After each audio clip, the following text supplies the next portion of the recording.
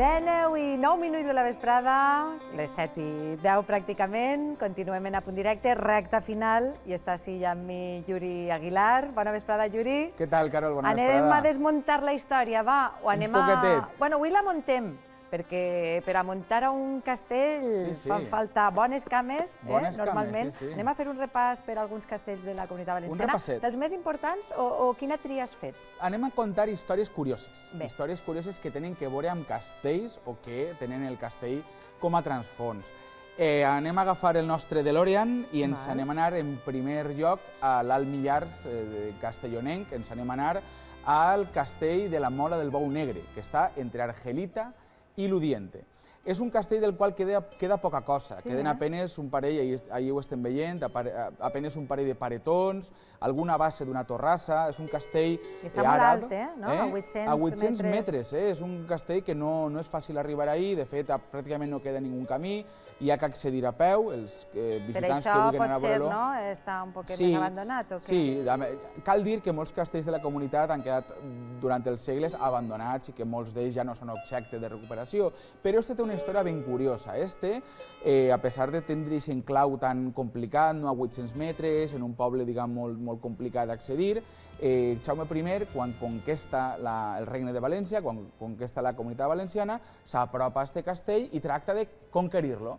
Però no hi havia manera, Carol, estava molt bé... No hi havia manera d'accedir. Jo estava protegit, els habitants del castell, que en aquell moment era un castell fin important... Però a cavall podria pujar, no? Era complicat, vull dir, estem veient ahir molt escarpat, molta malesa, era difícil, no? Aleshores, després de diversos intentos, a Jaume I i als seus oficials se els ocorre una estratagema molt interessant, Carol, que és agafar unes quantes, les cròniques diuen que fins a 1.000 cabres monteses, agafen les cabres, arriba la nit, les embolen, los fiquen unes boles de brea i de palla i en les banyes. La cabra en volar.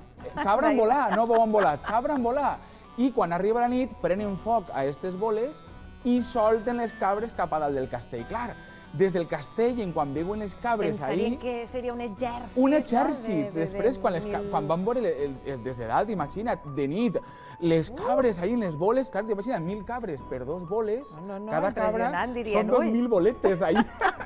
I van fugir, se van arrencar a córrer tots. Va passar, diuen les cròniques, això fa 800 anys, no? Diuen les cròniques que molts dels moradors del castell que estaven defendent-lo, el que van fer va ser tirar-se directament per precipici, perquè no volien exposar-se a un assetjament tan important. I, clar, els poquets que van quedar, quan van obrir les portes, els més valents, per a, diguem, enfrontar-se a Espasa, es van sentir enganyats. I, bueno, tenim aquesta història molt curiosa. I el castell de cabres, del que vas a parlar a continuació, també va d'això? Que és pareguda, sí. Anem a Castell de Cabres, en el Baix Maestrat, també de la província de Castelló. Segons l'Institut Nacional d'Estadística, Carol, Castell de Cabres és el municipi menys poblat de la comunitat. A 2019 tenia 17 habitants. En un sopar se reuneixen tots. Jo crec que ahir tot se decideix en un sopar. Les eleccions és, bueno, ens juntem i a veure qui elegim com a alcalde. Ho hauríem de mirar. Sí, són massa per a un sopar. Però té una història molt curiosa.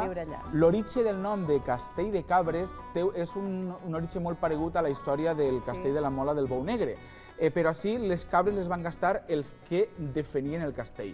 Quan arriba Jaume I, clar, totes aquestes històries havien circulat per tot el regne. Però Jaume I ja s'ho coneixeria, dirà, això és el truc de les cabres que vaig fer jo. Però resulta que arriben a conquerir el castell, els moradors del castell veuen que allò, en fi, la gent està arribant, els soldats tal, amaguen els homes, les dones, els malalts, i els animals es tanquen en els estables. I de sobte es donen compte que poden gastar la mateixa estratagema que havien gastat en el castell de la Mola del Bou Negre, però ells.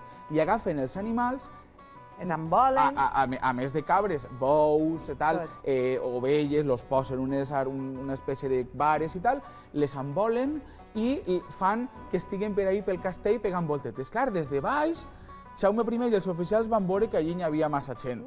i van dir, mira, quasi que este castell tampoc és tan important. Que se'l queden, el castell Cabres. Bé, anem al castell de Benissanó. El castell de Benissanó té una història molt curiosa. Bueno, és un castell preciós, perquè és un castell que hem de dir... està restaurat. Sí, però hem de dir que és un castell únic en la seva tipologia perquè és un palau-castell. És un castell que, com quasi tots els castells de la comunitat Carol, té una base, diguem, àrab, no? És una alqueria, la seva base, o diguem, el seu origen, és una alqueria àrab, i és un castell que més o menys té un inici en el segle XII. En el segle XV hi ha una família que el compra, Isabel Gallac compra este castell, que era la matriarca d'una important família noble valenciana, i al castell de Benissanó vivia l'ambaixador d'Espanya en França, que es veu que passava poc de temps en França, perquè en comptes de viure en França també tenia residència en Espanya i vivia molt de temps així. Este castell de Benissanó és una preciositat. Hi ha una història molt curiosa, perquè resulta que al segle XVI, per allà per Itàlia, anaven batallant el rei d'Espanya, Carles I, i el rei de França, Francesc I. I hi ha unes batalles i resulta que els francesos perden i els espanyols duen al rei de França presoner al castell de Benissanó. Ahí va estar el rei de França? Ahí va estar, igual que per exemple... Però vaja, presó, això era un privilegi. Era un preso d'or. És com anar-se'n a Abu Dhabi, podríem dir ara mateix. Igual que, per exemple, el comte d'Urgell va estar presoner en el castell de Xàtiva, també un castell molt important i molt interessant. Teníem un convidat d'excepció, o sigui, vull dir que ja no era un presoner, era un convidat d'excepció, al castell de Benissanó, molt proper de València. Bé, el cas és que, clar, no era un presoner qualsevol i tot el dia berenar, sopars, balls, no sé què, festes pa que sí, pa que allà. I el cas és que en una de les nits en les que se'ls dedicava a este presoner un sopar, el rei francès, Francesc I, va demanar a les filles de l'ambaixador que ballaren en ell. I les filles se'n van anar corregents a la seva habitació perquè no volien això de ballar en un presoner i menys en un francès que no sabien ni de què parlava, no? El cas és que l'ambaixador espanyol en França se'n va anar als aposentos de les filles, les va agafar del monyo, les va dur fins al saló i va dir una frase molt que ha resonat en la història, que és «La supèrbia vos matarà a mocedors», que ve a ser que la supèrbia vos matarà. La frase va ressonar tant, diguem, en tots els convidats, en totes les persones que estaven allí, que avui en dia, estem veient les imatges del castell de Benissalló, del Saló Noble, la frase està allí, entre els escuts heràldics de les famílies que el van ocupar, allí està la frase «La supèrbia d'Amos vos matarà». Com diguem, una frase molt important que va tindre un ressò molt curiós. Castell d'Onda, Yuri. El castell Quina particularitat té? El castell més mentider de la comunitat. Que és de mentira? Sí, no és de mentira, és un castell que recomana visitar-lo perquè és una visita molt interessant. Que està feta a trossos i a mossos? No, de trossos i a mossos res. El que passa és que Ramon Montaner, un cronista molt important de la comunitat valenciana, el va descriure com el castell de les 300 torres, perquè és un castell que tenia, diguem, moltes torrasses. Moltes torres, però no 300, no? No 300, mira, és com en Twitter, no?, que s'exagera tot, no? Tot està molt exagerat, no?